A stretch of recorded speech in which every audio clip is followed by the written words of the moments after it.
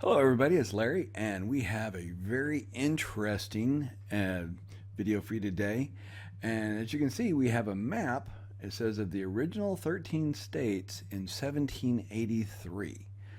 Now, this isn't exactly the maps that you are normally used to seeing when it shows the colonies over on the East Coast.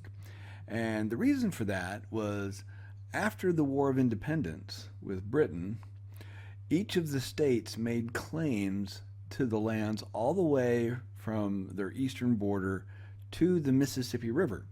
So you can see Georgia was from the Atlantic Ocean to the Mississippi.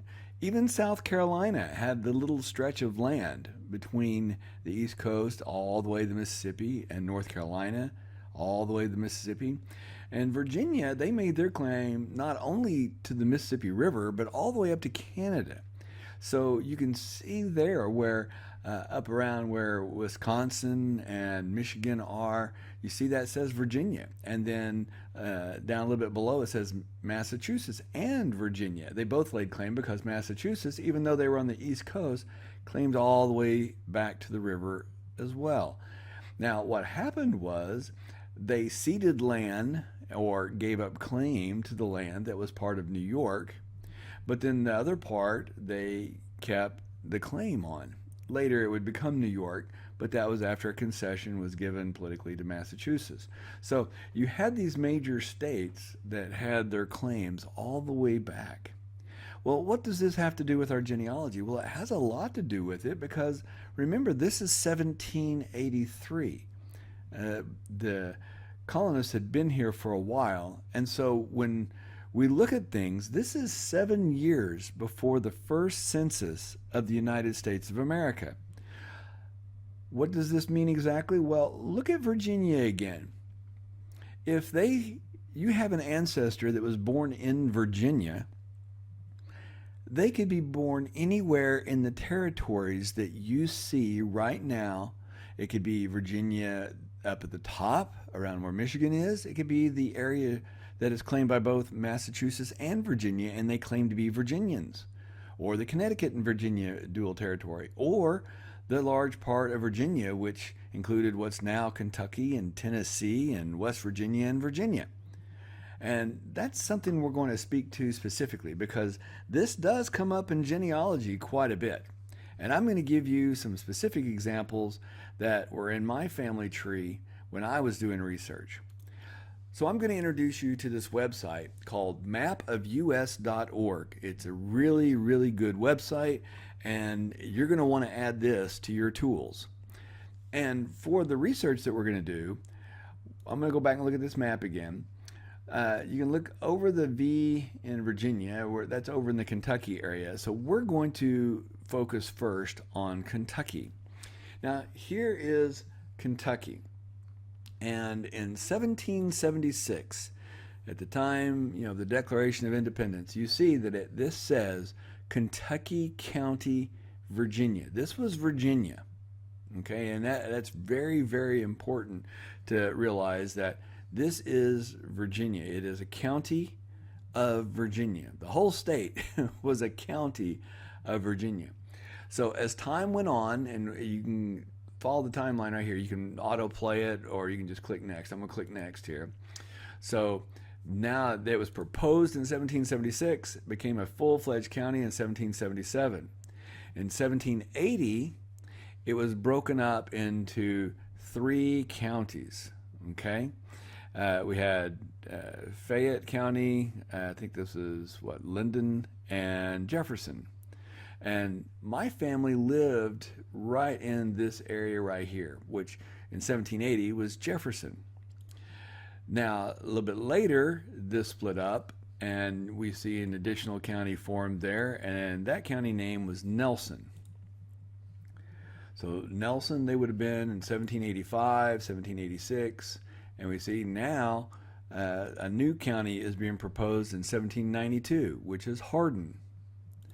So Hardin was in 1793. Now my ancestor, the one I'm going to talk about in particular, was born in 1808 and was born right here. So it's Hardin, and we look here, it's still Hardin.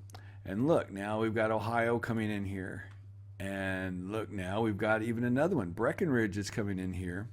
So we've got Hardin, Ohio, Breckenridge, Muhlenberg. So we come in from there. We're going next. 1803, 4. We're just going up. 1806, 1807, 1808. So in 1808, they were born right in here, and that would be Henderson County. So when we look at my ancestors, and it shows that they were born over in Henderson County, and just to pull that up for you, just so that you can see it. Here it is. It's Wilson F. Taylor, Henderson, Kentucky, born in 1808. Now, I don't have the parents for him. I have been unable to ascertain it. And the reason was there's some family stories that his father and mother were Cherokee. Now, I have found no evidence of this to prove it absolutely. Now, there is his brother, who's mentioned in some documents, and says that his brother was half Cherokee, his father and mother both being full blood. But again, this has not been able to be proven to my satisfaction. Although there is starting to become a growing preponderance of evidence towards that, and there are relatives that have been on the roll or have applied on the roll, etc. Not really getting into that. This is really more about the counties. So, but it also pertains to the research. So he was born in Henderson in 1808, and he also died in Henderson County. So he died in 1857. So if I fast forward here and go to, let's say, 1858, look how small Henderson is. So now I know exactly what part of Henderson he was in. Whereas before, when Henderson was formed, look how large Henderson is right there. Okay, between there and there. So I know that he was there. Now his brother actually died down in here. And I think that was in the 1870s. He died in Hopkins County. So he's in the Hopkins County history, and he's in the Henderson County history. So he was up in this little area. His brother was in this little area. And Webster was a new county in between, and I don't have any documents mentioning Webster, so I know that it was right across in this area. All right, well, the rumor is on the census, at least I call it rumor being that was what was said in the census, said that his father was from North Carolina. So in doing that, let's go and let's look at North Carolina. This is North Carolina in 1664. And we're just going to kind of fast forward it to about 1760. So we got 1760. We're just going to click the next. And so the District of Washington, we're going to look out to the west there because we're going to notice something pop up. Right here it says Indian Lands, Greene County. Now, I have some records that say that his family came from Greene County in North Carolina, right in here. So this was actually a part of Greene at one point. So we get Greene, okay, and then Greene got smaller and shipped into the Indian lands, and then we're getting ready to get statehood, and all of that went away. So right here, Greene County in North Carolina, then that was no longer part of North Carolina. That was part of Tennessee. The Indian lands, Greene County and the Indian lands, a lot of it were given up their claim to it, and it became the Tennessee Territory. Now, the Indians that lived in this area were the Cherokee. So is it possible that he indeed was part of the Greene County and the Indian land Cherokee, and that the family did move to Kentucky? So as the family said, possibly. But now what was interesting is when I went to find Greene County, North Carolina, I couldn't find it. It was gone. As of 1790, it was gone. There was no census records for him. I was looking in the wrong area. That was in the Tennessee territories.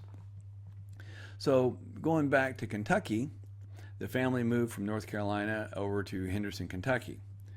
Now, what's really nice about this website, you can find, here is the census with a modern map overlay. So here's the county lines. You can see them kind of in a darker black shade. And then in real light, you can see the other counties underneath it. So right here is my Hopkins County, which was part of what, Lindbergh? That's Lincoln County. Okay, 1800 census, it was to Henderson. 1810, Henderson and Hopkins. 1820, Union County. And so there are some family documents that talk about Union County, Kentucky. It's right there together, and Henderson used to be part of Union County. So I'm thinking that my relative was right here along this border somehow. And so as I'm watching the lines on the census for the different years, I noticed that the line, does change ever so slightly. But you can click each one of the years. This is really nice. Kentucky census years with a modern map overlay. And this kind of lets you see, if you know that they live in a, this county right here, let's say, FYD, what is that? Floyd County. They live in Floyd County over on the east. Well, that was Mason County at one point. And then Floyd, and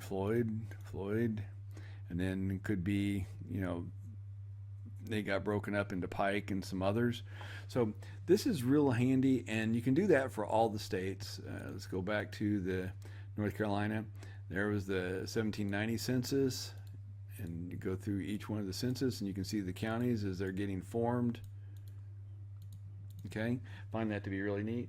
And it's really common for people to have been in one location and actually be in 2 states and as many as 5 or 7 counties and never having moved. And that is something that, we look at things with modern eyes. We simply don't see the county lines move, and we don't see our state lines moving. But it actually happened pretty frequently at the time that our ancestors were, settling in the country and when we're doing the research.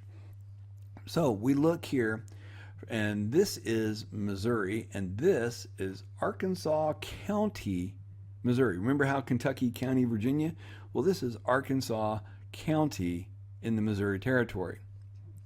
So we look through here, and I actually had family that was right here, and it's New Madrid in 1813. It was New Madrid, Missouri.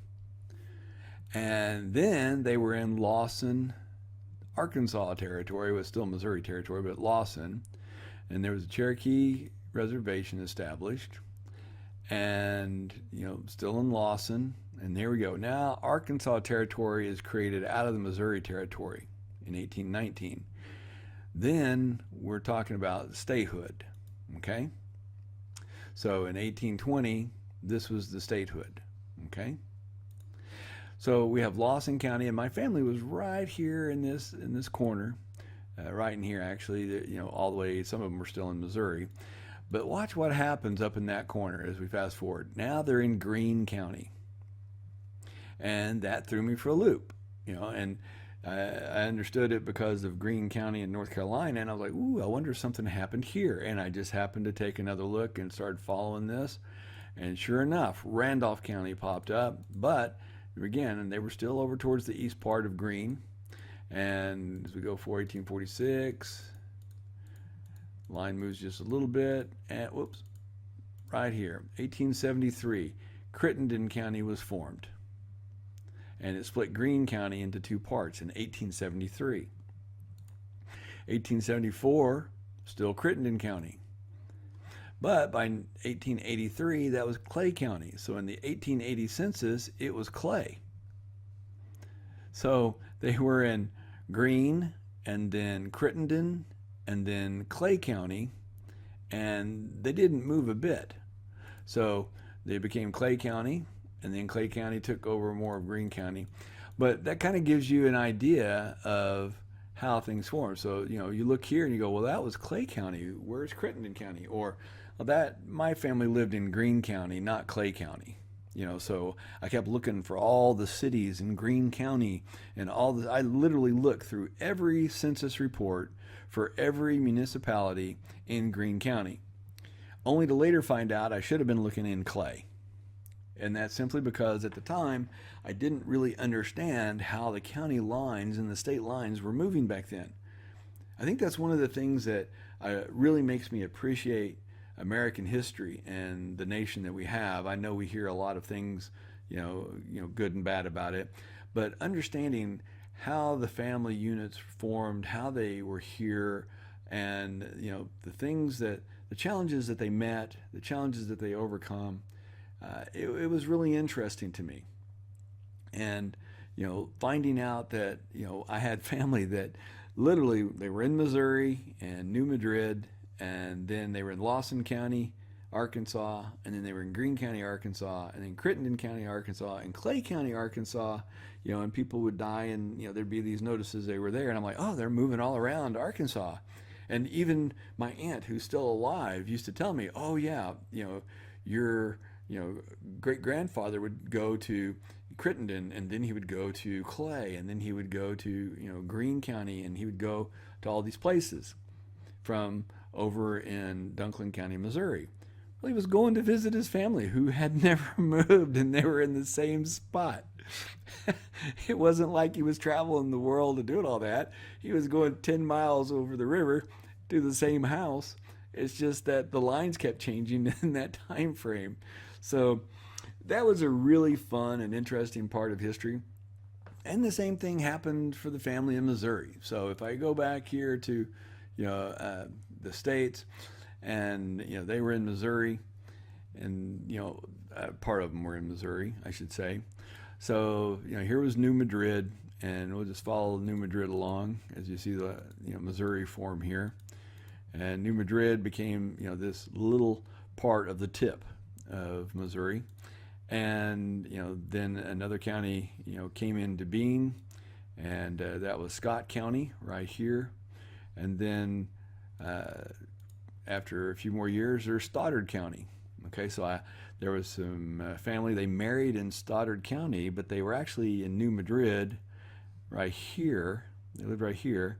They were in New Madrid, and then they got married in Stoddard. Well, that was weird, I thought. So time went on. Okay, Stoddard went all the way down. It encompassed all of that area. So they were in Stoddard for a bit, and then they were in Dunklin. So they were in Dunklin County right here. They just moved just a little bit down the road into Dunklin, and they would just travel right barely over into here to visit family that was in Missouri at the time. Lawson, Missouri. They were in New Madrid. Actually, at one point, they were all in New Madrid. So it was really interesting to see how I thought the family had moved from one state to another, and they had moved to different places, within the state, when in fact they had never moved at all. It was really interesting, and hopefully you found it interesting too. If you did find this interesting, give it a thumbs up. And if you haven't already, please subscribe. It means a lot to us. Click the bell notification to be notified the next time a video comes out. And as always, I appreciate you all, and thank you. And you guys have a wonderful day.